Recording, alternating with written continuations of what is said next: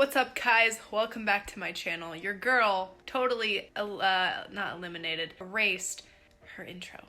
Welcome to my channel. If you guys are new, I don't usually do my intros like this, but we are just gonna roll with it. Today I'm sharing with you guys my top 4 or 5 picks for summer reading. These are kind of across the board for personal development, fun beach reads, thrillers. There's a little bit of everything in there for you guys. I'm reading all of these and we can chat about it when the summer is over. If you guys like book reviews, give it a thumbs up. Don't forget to subscribe and turn on notifications and follow along social media. My name's Haley Cairo, by the way. Stick around. We've got the back to school series coming up, which I know you guys don't want to miss because giveaways and fun things. But so the summary for The Alchemist is about a shepherd boy from Brazil who has this reoccurring dream that he travels to Egypt to find long lost treasure there. And basically he is on a quest for that like a prophet ends up telling him about. And I think the gist of the story is that it makes people have a lot of like self discovery, I guess is the right term. So I'm excited to read it, and we shall see. I didn't do a very good job of explaining that. The next book that I want to talk about is actually a series. I have been a Jenny Han fan for a really long time, ever since high school when she came out with The Summer I Turned Pretty. The books don't look like this anymore. I'll pop up what the cover looks like now, but this is the original. I've read all 3. They always lined up perfectly with my summer. Like the plot was almost the same as what I went through for my summers in high school. So it was always really fun. The books always came out the week of my birthday. But The Summer I Turned Pretty is, I'll read the synopsis for you. Belly measures her life in summers. Everything good, everything magical happens between the months of June and August. Winters are simply a time to count the weeks until the next summer, a place away from the beach house, away from Susanna, and most importantly, away from Jeremiah and Conrad. They are the boys that Belly has known since her very first summer. They have been her brother figures, her crushes, and everything in between. But one summer, one wonderful and terrible summer, the more everything changes, the more it all ends up just the way it should have been all along. The love triangle and the coming of age and like the beachy vibes of this book are fantastic. So good. I wish that they would make a movie out of this trilogy because it's so stinking amazing. I kind of want to reread it. Then we have Jenny Han's P.S. I Still Love You, which is the second book in the trilogy, or maybe is it a trilogy? She wrote To All the Boys I Loved Before, which is about a girl who her mom passed away and she lives with her dad and her sister, and she's written all of her crushes these letters, and then they get put in the hands of those boys. And so this is another coming of age story, ending up with a boy who she didn't think she'd end up with, and it's just like another really good coming of age, cute high school crush book. Really perfect for summer, quick reads, and there's 3 of them, so plenty to catch up on. Sorry, I have a cold and I keep getting scratchy throat, so bear with me. If you've never read anything by Mary Alice Monroe, she's like the queen of summer beach, I almost said flicks, but books. Now I'm pretty sure, I could be wrong, but I think there are a few books with this particular character. I don't know if they're necessarily a series, but I know that Coretta Rutledge is a protagonist that shows up in a few of her books, and they're all based around this cute town in South Carolina.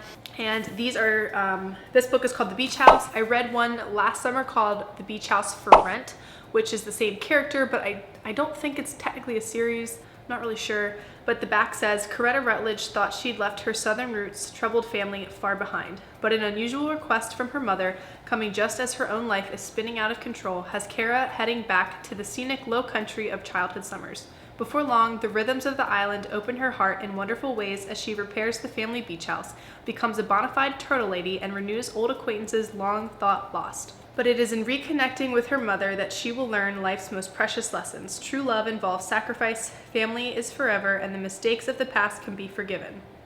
So this is a great, like, sitting on the beach all day or by the pool, because it's kind of thick, and reading just a good heartwarming story. There's love, there's the beach, there's southern hospitality, kind of the best beach read in my opinion. Everything by Mary Alice Monroe has been one of my favorite, just like sitting on the beach kind of reads all day. Fantastic author, love her stuff. Now this next book is a different kind of genre. I mean, it's fiction, but instead of it being kind of like the typical summer beach read. This one, ooh, that lighting change. I've been stalking Reese Witherspoon's book club page, and I actually have two from her book club. And the first one is Where the Crawdads Sing by Delia Owens. I'm really excited. I started reading this, I'm only on chapter 2, but it's a little bit more intense, mystery and love interest kind of book versus just like the fun beach read.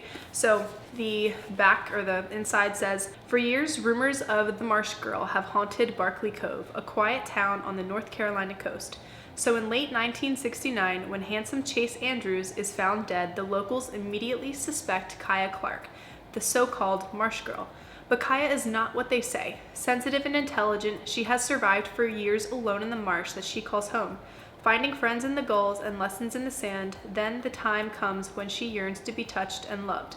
When two young men from town become intrigued by her wild beauty, Kaya opens herself to a new life until the unthinkable happens. Perfect for fans of Barbara Kingsolver and Kara Russell, Where the Crawdads Sings is a once an exquisite ode to natural world and heartbreaking coming-of-age story and a surprising tale of possible murder. Owen reminds us that we are forever shaped by the children we once were and that we all subject to the beautiful and violent secrets that nature keeps. I started reading this, and it's kind of interesting because it goes from Kaya as a little girl in 1952 to 1969 when Chase Andrews winds up found dead. So Delia Owens really builds the backstory of Kaya. You see her grow up, you see how her mother leaves and her abusive father, her siblings leave. That's not really giving away because you find that out like the first couple pages. And she has this really just simple, heartbreaking kind of childhood. She's a survivor, she's a lone wolf, and that's really as far as I've gotten so far, but I think this is going to be a really, really good one, and I'm excited to dive into it. The next one is kind of on that beachy read scope, but the plot is pretty interesting. This is called The Last Mrs Parrish by Liv Constantine, another Reese Witherspoon recommendation.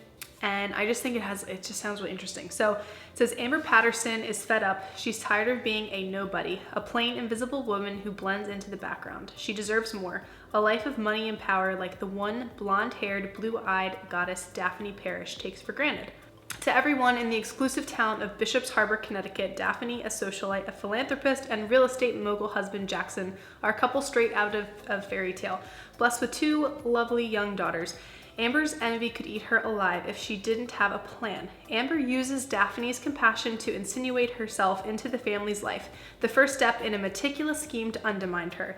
Before long, Amber is Daphne's closest confidant, traveling to Europe with the Parrish family and growing closer to Jackson, but a skeleton from Amber's past may ruin everything that she's worked hard towards, and if it discovered, her well-laid plan may fall to pieces.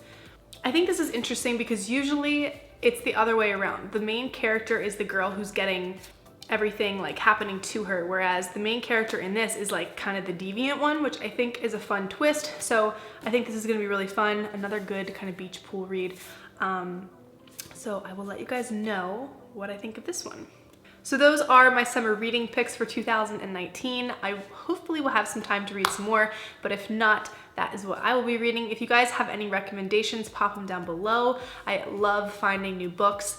I really like doing this series too, so if you guys want me to kind of continue on with the books, let me know. Give this video a thumbs up. If you guys have not already subscribed to my channel, I'd love it if you guys would subscribe and turn on notifications, follow along on my social media. I'll be posting about the books over there as well. But as always, I hope you guys are doing well, and I will see you in the next video.